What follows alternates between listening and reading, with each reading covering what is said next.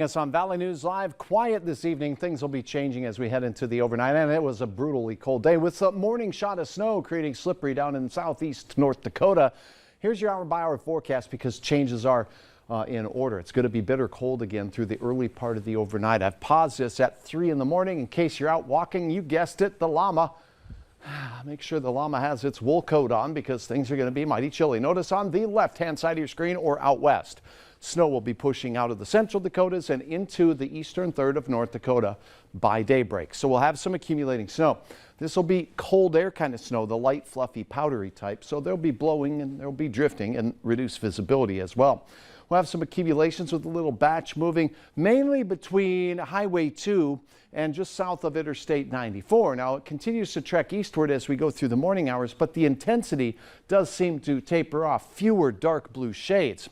Now, as we go through the mid-morning and into the midday hours, we'll see this slide off primarily from the Northern Valley into Minnesota. Notice as this system works its way through, we'll have south winds 15 to 30 miles per hour. So the flaky snow is going to be flying around. Then as the Alberta Clipper makes its way through, here comes the blow. We're talking about wind gusts over 30 miles per hour, blowing and drifting, all that fluffy goodness all over the place out there, folks. It's going to be cold. Temperatures in the teens and 20s. Blowing and drifting snow as the snow showers will continue across Minnesota into the afternoon drive. It'll be all but over. Heading into the nighttime hours, we clear, and we're heading our way to near record low temperatures for the day on Wednesday. Here's how much snow you can expect basically between Highway 2 and the South Dakota border. Many of us will see a trace to an inch. A few of us will get higher or closer to 2 inches as we approach Highway 200 to Interstate 94. That's where we'll see most of us getting 2 inches of wind-blown snow. And some of us could get as many as 4 inches. So we've taken care of that Tuesday Clipper as we head into the 24-hour period. Now let's take a look at that record cold. Record temperatures on Wednesday morning are in the teens below, set back in the late 1960s.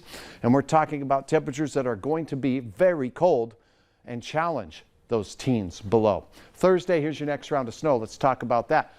Periods of moderate snow working its way through the valley, but here's the main event heading into Friday. A Colorado low moves out, bringing snow and rain to mainly our southern counties the way it looks now.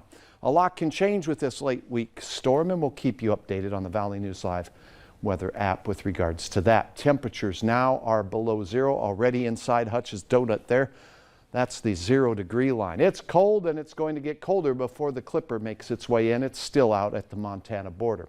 6 at Hector, calm winds, so not much of a wind chill right now. Planning forecast. Tuesday snow showers, a trace to upwards of 2 inches, a few a little bit more than that.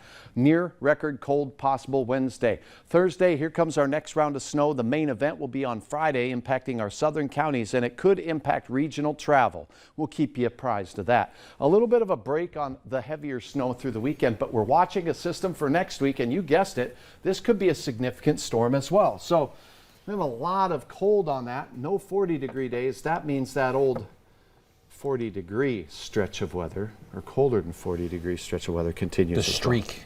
Yes. Yeah. Thanks, Hutch. Well, the possibility of more rain, snow, and warmer temperatures in the not-so-distant future has some people worried about